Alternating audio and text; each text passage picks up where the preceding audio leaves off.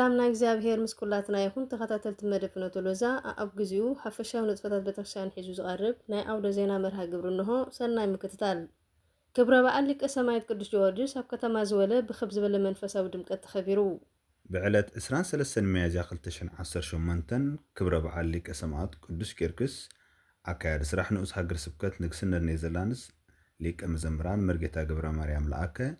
ከምኡ ድማ ብርክት ዝበሉ ሊቃውንት መምህራን ወልደ ክህነትን ምእመናትን ኣብ ዝተረኽብሉ ኣብ ቤተክርስትያን ሊቀ ሰማያት ቅዱስ ጊዮርጊስ ከተማ ዝወለ ብድምቀት ተኸቢሩ ሊቃውንት ካብ ድሮት ዕለት ሰዓት 5 ድሕሪ ቀትሪ ግቡእ ስርዓት ዋዜማ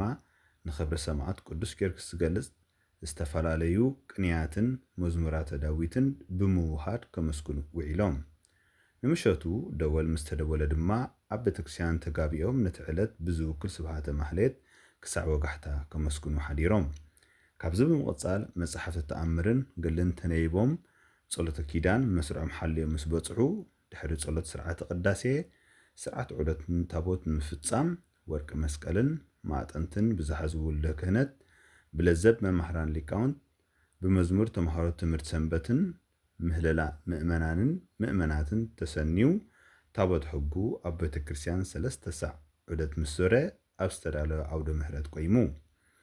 ሊቃውንት ነቲ ዕለት ዝውክል ለዘብ ብምግባር ምስ ኣሸብሸቡ ናይቲ ደብሪ መዘምራን ትምህርት ሰንበት ነቲ ዕለት ድምቀት ዝውስኽ 3 መዝሙራት ዘሚሮም ብምቕጻል ብስብከት ወንጌል ንክብሪ ሰማዕት ቅዱስ ጊዮርጊስን ካብኡ እንረኽቦ በረኸትን ዝገልጽ ትምህርቲ ተዋሂቡ ኣስዒቦም ናይቲ ደብሪ ኣቦምበር ቀሲስ ኣሚን ሃይለ ንሰባኺ ጉባኤ ወኪሎም ንኹሎም ተሳተፍቲ በብማዕርጎም ቃለ ምስጋና ምስ ኣስምዑ ፍጻመ ናይቲ ዕለት ኮነ ዓመታዊ ክብረ በዓል ልደታ ለማርያም ኣብ ሆላንድ ብድሙቕ መንፈሳዊ ስነ ስርዓት ተባዒሉ بعلت حدا ግንቦት 2018 ክብረ በዓል ልደታ ለማርያም ኣብ ናይ ኤርትራ ኦርቶዶክስ ተዋህዶ ቤተክርስትያን ደብረ መድኃኒት ወደብረ ፍስሓ ልደታ ማርያም ከተማ ብሬዳ መራሒ ስራሕ ሃገረ ስብከት ኤውሮጳ መጋቢ ሃይማኖት ቀሲስ ዘርሰናይ ቀሲስ ሰሎሞን ዋና ጸሓፊ ንኡስ ሃገረ ስብከት ንግስነ ኔዘርላንድስ ቀሲስ ዮናስ ተኽላይን ብርክት ዝበሉ መምህራን ሊቃውንት ውሉደ ክህነት ምእመናትን ኣብ ዝተረኽብሉ ብድምቀት ተኸቢሩ ከምቲ ልሙድ ሊቃውንት ካብ ድሮ ዕለት ኣትሒዞም ብዋዜማ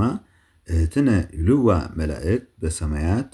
ማለት መላእክት ኣብ ሰማያት ሓብትና ይብልዋ እናበሉ ዝተፈላለዩ ቅንያትን መዝሙረ ዳዊትን ብምስናይ ንቅድስናን ልዕልናን እግዝእትነ ማርያም ዝገልጽ ምስጋና ኣብጽሖም ምሸት ደወል ቤተክርስትያን ተደዊሉ ሊቃውንት ሰዓት 11 ድሕሪ ቀትሪ ኣብ ቤተክርስትያን ተረኺቦም ንልደት ቅድስተ ቅዱሳን ድንግል ማርያም ብዝገልጹ ብዝተፈላለዩ ውረባትን ሸብሸቦን ስርዓተ ማህሌት ምስ ፈጸሙ ዝተፈላለዩ መጽሓፍቲ ተኣምርን ስርዓተ ቅዳሴን ግዚኦም ሓልዮም በጺሖም ካብ ዝቐጺሉ ጸሎት ስርዓተ ቅዳሴ ተሰሪዑ ስርዓተ ዑደት ታቦት ንምፍጻም ድማ ብለባስያን ውሉደ ክህነት ብሸብሸቦ ሊቃውንት ብመዝሙር መንእሰያት ተምሃሮ ትምህርት ሰንበት ብምህለላ ምእመናትን ተሰኒዩ ኣብ ቀጽሪ ቤተክርስትያን ዘይሩ ኣብ ዝተዳለወሉ ዓውደ ምህረት ምስ ቆመ ሊቃውንት ነቲ ዕለት ዝምልከት ለዘብ ብምልዛብ ኣሸብሺቦም ብድሕሪዚ ተምሃሮ ትምህርት ሰንበት ንመን ክንልእኽ እመፍረ ህይወት ርግበ ጻዕዳ ዝብላ 3 መዛሙር ምስ ኣስምዑ ብመራሒ ስራሕ ሃገረ ስብከት ኤውሮጳ መጋቢ ሃይማኖት ቀሲስ ዘርሰናይ ቀሲስ ሰሎሞን ካብ መዝሙር ዳዊት ኣሜሃ መልአ ፍስሓ ኣፉነ ብዝብል ሃይለ ቃል ንክብርን ንጽህናን ቅድስት ድንግል ማርያም ዝገልጽ ናይ ዕለቱ ሰፊሕ ትምህርቲ ሂቦም ኣብ መወዳእታ ኣብ ማሕዳር ናይቲ ደብሪ ሊቀ መዘምራን መርጌታ ገብረ ማርያም ቀሲስ ለኣከ ናይ ምስጋና ቃል ምስ ኣስምዑ ምህለላ ብምግባር ብሰላም ተዛዚሙ ቤት ጽሕፈት ንኡስ ሃገረ ስብከት ንግስነት ኔዘርላንድስ ርክበ ካህናት ኣካይዱ ኣባ ሕርያቆስ ኣብ ቅዳሴ ማርያም ወተናጸሩ ገጸ በገጽ ከም ዝብሎ ኩሎም ወልደ ክህነት ኣብ ትሕቲ ናይ ኤርትራ ኦርቶዶክስ ተዋህዶ ቤተክርስትያን ንኡስ ሃገረ ስብከት ንግስነ ኔዘርላንድስ ተመሓዲሮም ዝኸዱ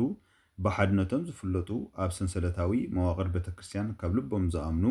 ንልዕላውነት ቅዱስ ሲኖዶስ ዘኽብሩ ብምኽንያት እቲ ኣብ መፋርቕ በዓል 50 ዝግበር ርክበ ካህናት ወኩኖሙ ኣርኣያ ወኣምሳል ለምእመናን በቃልከ ወበምግባሪከ በፍቅር ወበሃይማኖት ወበንጽህ ኣብ ትሕቲ ዝብል መርህ ቃል ኣብ ደብረ መድኃኒት ወደብረ ፍስሐ ልደታ ማርያም ገጽ ንገጽ ተረኺቦም ብዝተፈላለየ ንርክበ ካህናት ዝምልከት ጉዳያት ዘትዮም ካብቲ መዛተይ ዝነበረ ንምጥቃስ ርክበ ካህናት እንታይ እዩ ስለምንታይ ቅድስት ቤተክርስቲያንና ብኽብሪ ተብዕሎ ኩነታት ጉስነት ከመይ ኣሎ ኣወንታዊ ጎንታት ብምዕቃብ ኣለታዊ ጎንታት ብኸመይ ይፍታሕ ከምቲ ጎይታ መንገድን ሓቅን ህይወትን ኣነየ ዝበሎ ኩሉ ውልደ ክህነት ድማ ተባዕን ሓቀኛን ብምዃን ምእመናን ናብ ትብዓትን ሓቀኛ ጉዕዞ ክመፁ ክገብር ሓላፍነቱ ምዃኑን ከምዚ ዓይነት ጉባኤታት ብቐጻሊ ክውሃብ ከም ዘለዎ ድማ ጉባኤ ብስሙር ድምፂ ኣስሚሩሉ እዚ ጉባኤ ብማእከልነት ቤት ጽሕፈት ንኡስ ሃገር ስብከትን በሓላፍነት ክፍሊ ኣገልግሎት ካህናት ንኡስ ሃገር ስብከትን ተኻይዱ ክብረ በዓል ዕርገት ጎይታናን መድኃኒናን ኢየሱስ ክርስቶስ ኣብ ቤተ ክርስቲያን ደብረ ኢየሱስ ኣብ ከተማ ዲቬንተርን ኣፖልዶርንን ብድምቀት ተባዒሉ ዓመታዊ ክብረ በዓል ቤተ ክርስቲያን ደብረ ኢየሱስ ዲቬንተርን ኣፖልዶርን ኣባላት ሰብኻ ጉባኤ ካብ ኩለን ኣብያተ ክርስቲያናት ሃገር ሆላንድ ዝመፁ ኣገልገልቲ ምእመናንን ምእመናትን ኣብ ዝተረኽብሉ ብዕለት 15 ግንቦት 2018 ብልዑል መንፈሳዊ ድምቀት ተባዒሉ ብድሮ ናይቲ ዕለት ሊቃውንት መምሃራን ሰዓት 5 ድሕሪ ቀትሪ ጀሚሮም ዝግባእ ስርዓት ዋዜማ ፈጺሞም ምሸት ደወል ቤተክርስቲያን ተደዊሉ ሊቃውንት ኣብ ቤተክርስቲያን ምስተጋብኡ ድማ ክሳዕ ጸሎተ ኪዳን ዝበጽሕ ንዕርገት ጎይታናን መድሓናን ኢየሱስ ክርስቶስ ብዝገልጹ ዝተፈላለዩ ወረባትን ሸብሸቦን ብግሩም ስብሃተ ማህሌት ከመስግኑ ሓዲሮም ካብዚ ብምቕጻል ዝተፈላለዩ መጻሕፍቲ ተኣምርን ገድልን ተነቢቦም ጸሎተ ኪዳን ግዚኦም ሓልዮም ምስ በጽሑ ማሕተመ ኩሉ ጸሎታት ዝኾነ ጸሎተ ቅዳሴ ዓሪጉ ስርዓት ዑደት ታቦት ንምፍጻም ታቦት ብመሪሕነት መስቀልን ማዕጠትን ዝሓዙ ውልደ ክህነት ብለዘብ ሊቃውንት መምሃራን ብመዝሙርን ሸብሸቦን ተምሃሮ ትምህርት ሰንበት ብምህለላ ምእመናንን ምእመናትን ተሰኒዩ ኣብ ቀጽሪ ቤተክርስቲያን ዘይሩ ኣብ ዝተዳለወሉ ዓውደ ምህረት ምስ ቆመ ሊቃውንት ድማ ነቲ ዕለት ዝውክል ለዘብ ብምግባር ኣሸብሺቦም ነቲ በዓል ዝምልከት ትምህርቲ ምስ ተዋህበ ኣስዒቦም ተምሃሮ ቤት ትምህርት ሰንበት ከዓ ነቲ ዕለት ዝውክላ ሰለስተ መዛሙር ኣስሚዖም ኣብ መወዳእታ ብኣማሕዳሪ ናይቲ ደብሪ ቀሲስ እስጢፋኖስ ቀሲስ ገብረ ትንሳኤ ቃል ምስጋና ምስ ቀረበ እቲ ክብረ በዓል ጸሎተ ምህለላ ብምግባር ተዛዚሙ እምበር ክብራት ተኸታተልቲ ንሎሚ ዝበልናዮ ዜና መሰናዶታት እዞም ተኸታተልኩም እዮም ነይሮም